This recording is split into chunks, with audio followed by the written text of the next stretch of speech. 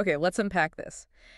You know that feeling when you're just trying to focus maybe on homework, maybe just staring out the window, and suddenly some random melody just starts playing on a loop in your head? Oh, absolutely. But that tune isn't stuck there by accident.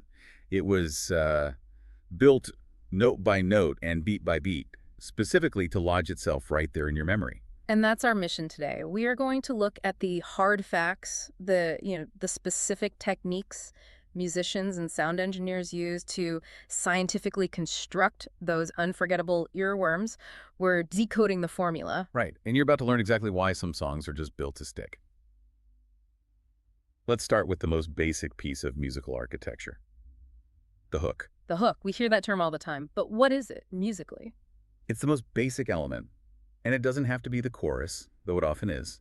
It's a short musical idea, maybe only 4 or 5 notes long, designed to instantly catch your ear. And the secret is just repeating it over and over. That's the key, repetition. If you hear that small section repeated several times, within the first minute, your brain recognizes the tune very quickly, even on the first listen. Right. Our brains love efficiency. And when we talk about the melody itself, the notes aren't supposed to be all over the map, are they? No, you can't make people work too hard. That's absolutely key.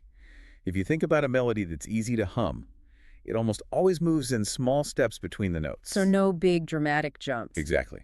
Composers avoid those large, unexpected jumps between a very high note and a very low note. It keeps the melody within a comfortable range, making it really easy for an average person to sing along. So the secret is simplicity. If a song has too many notes, or if the changes are too fast, it's not catchy, it's just stressful. Precisely. A melody that is too crowded is exhausting for the listener to process. I mean, think about the most timeless melodies, nursery rhymes, folk songs, that kind of thing. Yeah, they're super simple. Many of them use only 5 or 6 different notes in total. That limited range makes the music accessible to everyone. Okay, so we have a simple, repetitive tune. That's the foundation.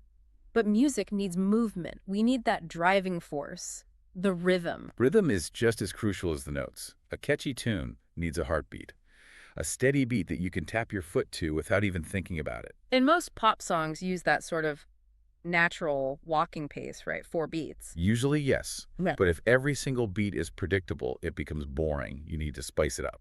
And that's where you get that technical term that sounds complicated but is actually pretty fun, syncopation. That's a great way to put it. Syncopation is how musicians play with our expectations. It's a technique where notes fall off the main beat. So if the main beat is 1, 2, 3, 4, syncopation puts the emphasis on the and in between. Exactly. It creates this sense of energy and surprise, that little urge to move. Great songwriters balance those simple, predictable patterns with occasional syncopated changes to keep it fresh. What about the speed, the tempo? Does a fast song or a slow song stick better? Well, it depends on the feeling. Faster songs, maybe around 120 beats per minute, feel energetic. They grab your attention instantly. And slower songs? Slower melodies can feel more emotional, and they tend to linger in your mind. They're perfect for creating a mood that lasts. So repetition is powerful, but where does that energy truly explode? That brings us to the absolute power center of a track, the chorus. The role of the chorus cannot be overstated. It's the most important part of the song. It has the main message and, critically, the catchiest melody. Because our brains are wired to love predictable patterns. Absolutely. When you hear a sequence multiple times, your brain starts to anticipate what's coming next. And that familiarity is, well, it's highly rewarding. The chorus is designed to be the loudest and most memorable section. And songwriters use some very deliberate tricks to make that happen, right? With the pitch. They do. They almost always make the chorus higher in pitch. That upward movement gives it more emotional impact, a sense of lifting energy. And it shows up a bunch of times in the song. At least 3 or 4 times, yeah.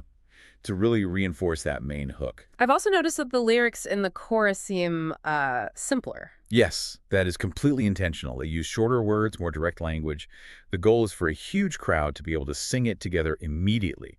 It reduces the effort and maximizes that sing-along potential. And that transition from a quieter verse into that big, powerful, high-pitched chorus, that dynamic contrast is what gets us hooked. It is. Without a powerful chorus, a song feels like it's missing its central point. Yeah. It's the payoff. Okay, let's dive deeper into the notes themselves. Talk to me about musical intervals and the emotions they create. Intervals are just the distance between 2 notes, and they really dictate the emotional feeling of the melody. For example, notes that are close together in a stable way, they sound happy, resolved, finished. But sometimes music sounds a little tense, like a question mark. That tension is created by using specific unfinished intervals. They can leave you feeling a little unsatisfied, which can actually make the melody more intriguing. And what about that big, triumphant sound you hear in, like, an anthem? That's often a specific interval jump. Jumping a distance of 5 or 8 notes creates an immediate sense of power and excitement. It's tailor-made for a big chorus moment. So the notes create the feeling, but the words have to fit perfectly. They have to. Each syllable has to correspond to a specific note or beat. Otherwise, the song just sounds clumsy, awkward.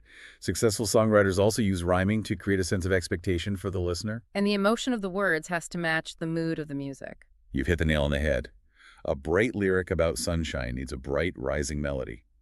That seamless connection is what delivers a powerful, unified, emotional message. We've covered structure and notes, but sometimes the melody isn't even sung. It's carried by an instrument. That brings us to the production magic. That's so true. The melody isn't always vocal. Think about a famous electric guitar riff in a rock song.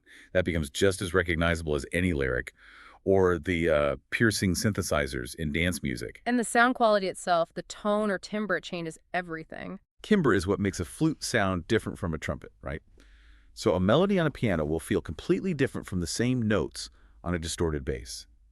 Producers often layer instruments to make the melody sound bigger. And volume is so critical. How do engineers make sure a song sounds clear and consistent, even on tiny phone speakers? Well, that's where dynamic control comes in. But the secret weapon is a tool called compression. Compression, we hear that term a lot. What is it actually doing? Compression is vital for catchiness. Sound engineers use it to squeeze the dynamic range. It makes the quiet parts louder and the loud parts a little quieter. Oh, so everything stays at a consistent high volume. Exactly. It ensures the song sounds loud and energetic, and you never have to adjust the volume. It encourages that easy, repeated listening. And modern technology must be a huge player in this too. Without a doubt. Computers let you experiment with thousands of sounds. And software can digitally adjust a singer who is slightly out of tune so the pitch is absolutely perfect. We're talking about auto-tune. Which has become a recognizable sound itself. That perfect, pitch-locked sound is now part of what we expect from a modern, catchy song. And digital loops make repetition incredibly easy. And even the way we discover music is influenced by tech. It is. Streaming algorithms analyze your listening habits and then suggest songs with similar catchy melodies and rhythms. They push those familiar patterns right to you. All right, we've broken down the anatomy of a catchy song, but the final mystery is, why do they get stuck? Scientists call that song stuck in your head an earworm. Or, more formally, a cognitive itch. A cognitive itch that's so accurate you just want to scratch it and get it out. It happens when a simple, repetitive melody causes your brain to play a very short snippet on a loop. It's often not the whole song, just a phrase or two. Your brain is trying to complete an unclosed loop. And what triggers it? Interestingly, it's often your mental state. Stress or boredom can trigger it. Also, songs that are slightly different from what we expect, with a faster tempo or unusual intervals, are actually more likely to become earworms. Because they grab our attention just enough? Exactly. The slight surprise, coupled with the repetition, creates the itch. So is there any way to break the loop? Or are we just doomed? There is a common fix. If you're struggling to get that loop out of your head, the best thing to do is often to listen to the entire song from start to finish. So you give your brain the satisfying conclusion it's been looking for. It resolves the tension and often breaks that cognitive loop. That is powerful knowledge. I mean, understanding all this helps us appreciate the skill involved in balancing simplicity and interest to create music that appeals globally. Music is fundamental. It triggers powerful memories and emotions that words alone often just can't reach. Now you know the tricks behind the tunes. Next time you hear a perfect chorus, listen closely. Are those notes crawling or jumping by 5? Good luck with your studies. See you next time.